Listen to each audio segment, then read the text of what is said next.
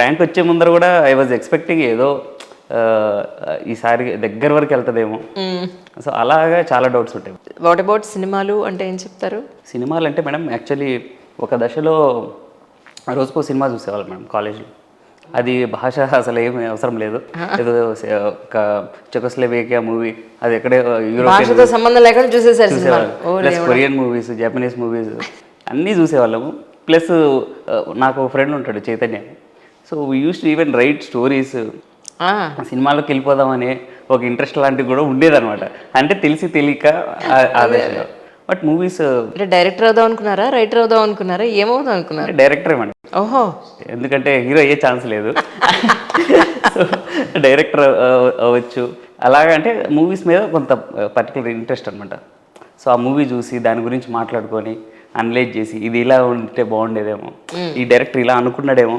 కొన్నిసార్లు అక్కడ ఏం మీనింగ్ ఉండదు, మనకు అర్థం కాదు. కాకపోతే మేమే ఒక మీనింగ్ జనరేట్ చేసుకునేవాళ్ళం. ఓహో. సో అలా చాలా సినిమాలు చూసేవాళ్ళం. ఇక్కడికి ప్రిపరేషన్కి వచ్చాక కూడా ఆల్మోస్ట్ లైక్ 5 years ప్రిపరేషన్ చేసిన తర్వాత కూడా అప్పుడు రెగ్యులర్గా మూవీస్ చూసేవాళ్ళం. ఇక్కడ హైదరాబాద్లో 8:45 షో అనేది చాలా ఇష్టం అనమాట నాకు, ప్రసాద్ ఐమాక్స్. సో అక్కడికి వెళ్ళి అక్కడ కొంతమంది సెలబ్రిటీస్ వీళ్ళు వాళ్ళు కూడా వస్తుంటారు కదా.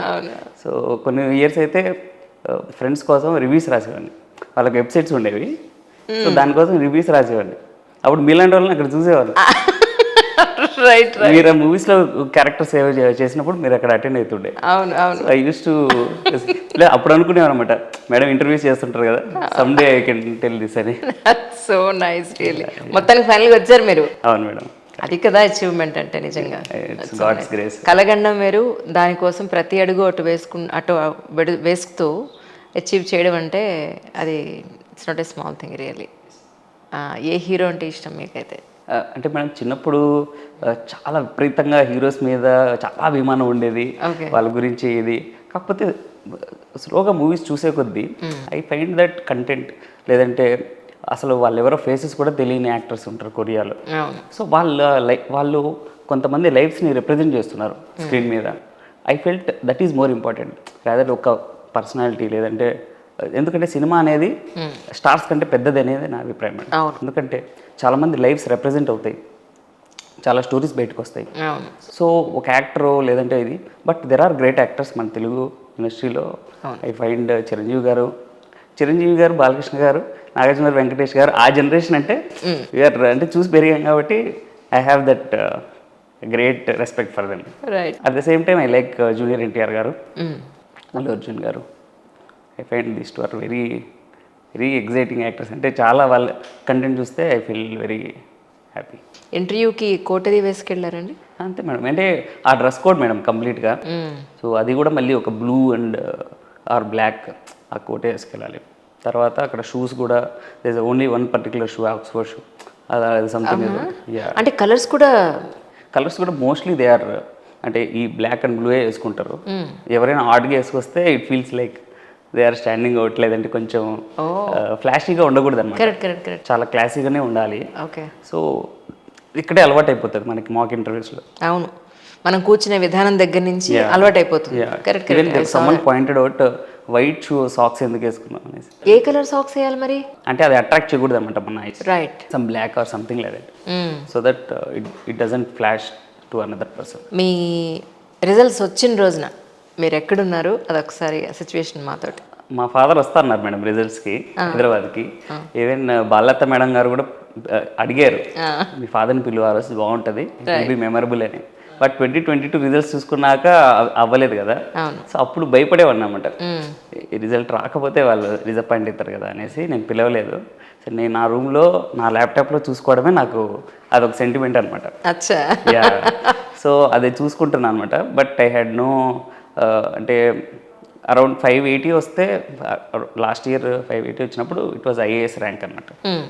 సో నేనేమనుకున్నానంటే ఒక 900 అలా ఏదో వస్తే సంథింగ్ నాకు లిస్ట్లో నేమ్ వెళ్తే చూసుకుందామనే నాది మెయిన్. 580 మీకు సర్ప్రైజింగ్ నెంబరే.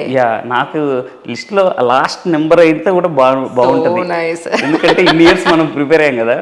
సో మళ్ళీ ఇంకొక ఇయర్ ప్రిపేర్ అవ్వాలంటే చాలా కష్టం. అలా అనుకుని మళ్ళీ ఇప్పుడు 580 వచ్చినా మళ్ళీ అటెంప్ట్ ఇచ్చారు చూడండి, ఇది కాదు. ఎందుకంటే మేడం నాకు నిజంగా ఇంట్రెస్ట్ లేకుండే కానీ మా ఫాదర్కి కొంచెం ఐఏఎస్ అవ్వాలి అనేది ఒక చిన్న ప్లస్, మా మదర్ కూడా ఐఏఎస్ అనేది ఆవిడ అనుకున్నారు కదా అనేసి. సో దానికి తప్పించి నిజంగా చెప్పాలంటే నాకు ఏ సర్వీస్ అయినా కూడా నాకు ఇష్టమే. ప్లస్ ఇండియాలో ఎక్కడికి వెళ్ళి వర్క్ చేయమన్నా కూడా I'm very much ready. Correct. అది చూసుకున్నప్పుడు I call my father. Plus అప్పుడు నాకు రేణుకి వెళ్ళమంటే చాలా ఐ ప్రేఫర్ అనమాట. అవునా? Yeah. So every now and then I use to go OU campus and all. So I was praying her అన్నట్టు.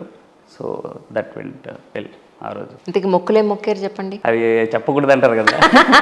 So yeah. సరే, కొన్ని తీసుకున్నారా పోనీ? Yeah yeah. ఇంకా కొన్ని ఉన్నాయా? అంటే మేడం అది రిలీజన్ అనేసరికి ఈ ప్రిపరేషన్లో నాకు అనిపిస్తుంది అంటే చాలా అన్సర్టనిటీస్ ఉండడం వల్ల ఈవెన్ ఒకసారి మన చిత్రం లేదనిపిస్తూ ఉంటుంది. ఏది మనం ఎంత ప్రయత్నం చేసినా ఒకటి అవ్వట్లేదు అని అంటే అనిపిస్తుంది, సంథింగ్ ఏదో పవర్ ఉంది ఇక అక్కడ మన అక్కడి నుంచి రావాల్సిందే అని ఒక అనిపిస్తూ ఉంటుంది అని అనిపిస్తుంది madam. At the same time నాకేమనిపిస్తుంది అంటే గాడ్ని ఇలాంటివి ఏం అడగకూడదు, ఇలాంటివి ఏం అడగకూడదు. వాళ్ళ ప్రెజెన్స్లో ఉంటే మనం పీస్ఫుల్గా ఉంటాము, దానికోసం అది తప్ప కోరికలు ఏం అడగకూడదు అని అనిపిస్తుంది madam. So if we are kind to other people, if we are kind to our selves, మన family, automatically things will work. ఎందుకంటే మనం if we are sending positive energy, మనకి ఎగ్జామ్ కూడా అది పాజిటివ్ ఎనర్జీగానే అవుతుంది. So to have that positivity I think we should use God or religion for moral purpose rather than ఒక ఏదో కోరికలు అడగడం అనే దానికంటే should be more for correcting our cells.